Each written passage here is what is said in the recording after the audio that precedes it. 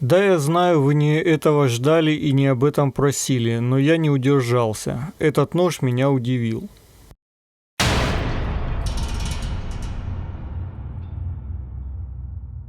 Этот нож на картинках выглядит небольшим в минималистичном дизайне с очень угловатыми краями. Но когда берешь его в руки, понимаешь, что картинка тебя обманула. Тактический джентльменский нож.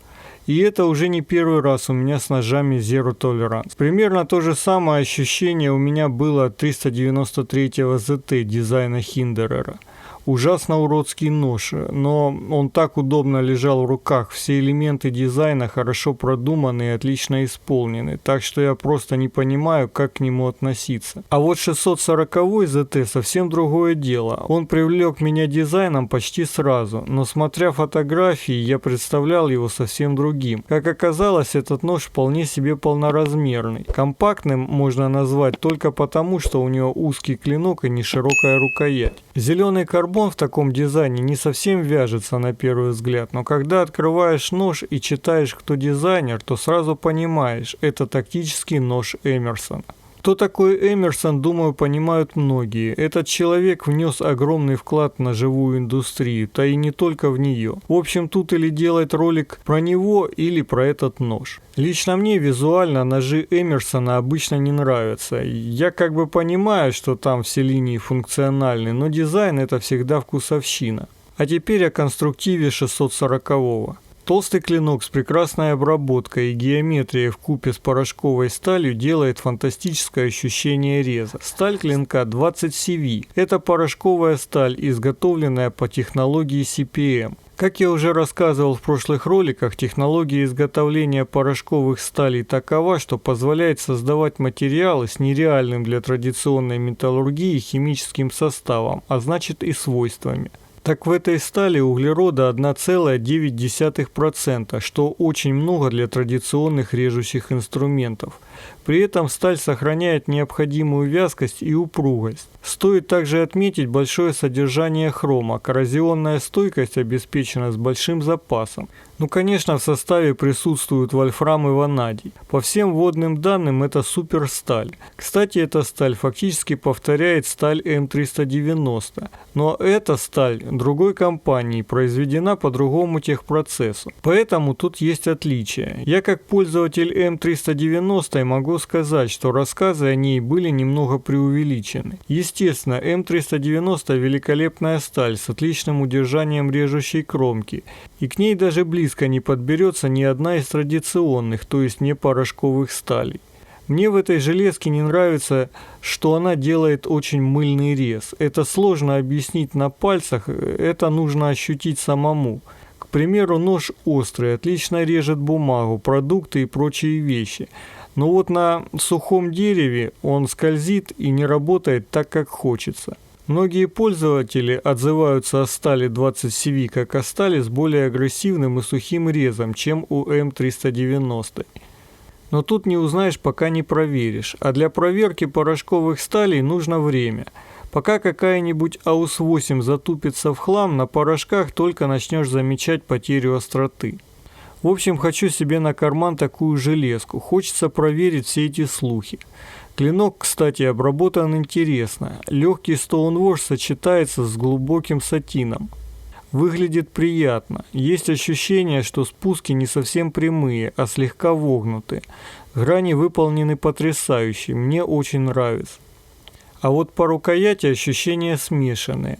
Мне никогда не нравились накладки такого типа. Всегда считал, что накладка должна или прятать лайнер полностью, ну или как минимум скрывать его. Здесь все сделано наоборот, но зато на каком высоком уровне.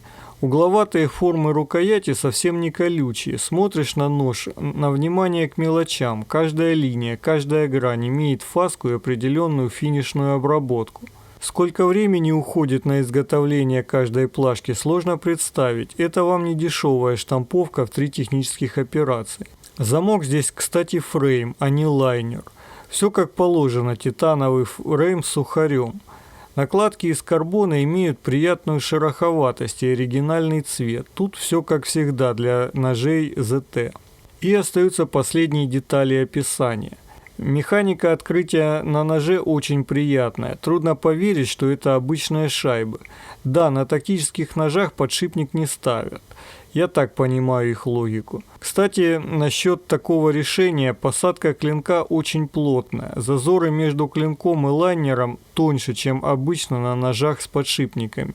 Нож открывается за шайбу на клинке, выполняющую функцию шпенька. Это решение не редкость на ножах дизайна Эмерсона. Я за годы пользования своими ножами как-то уже плотно привык к флипам. Флиповать этим ножом тоже можно, но не совсем удобно, насечка на шайбе очень грубая. Справедливости ради хочу сказать, что плавник флиппера в этом ноже был бы неуместен. По дизайну тут все и так супер. Клипса ножа выполнена симпатично, отлично вписана в конструкцию, при различных хватах ножа не доставляет дискомфорт руке.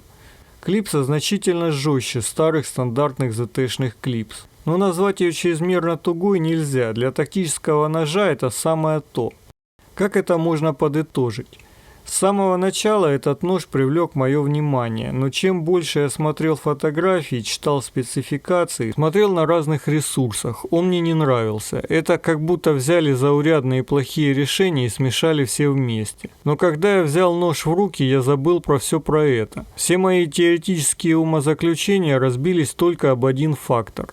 Это качество. Когда ты в своей никчемной жизни сталкиваешься только с халтурными и некачественными ножами, ты начинаешь все оценивать так и искать проблемы, которые могут возникнуть при таких конструктивных решениях. А здесь они просто взяли и сделали хорошо. Хорошо подогнали детали, хорошо обработали скругление, хорошо сделали клинок. И вот и получилось, что нож выглядит небольшим, но он стандартного размера. Нож выглядит колючим и угловатым, но он очень приятно лежит в руке. Не надо забывать, что ЗТ это не мастерская со штучными ножами.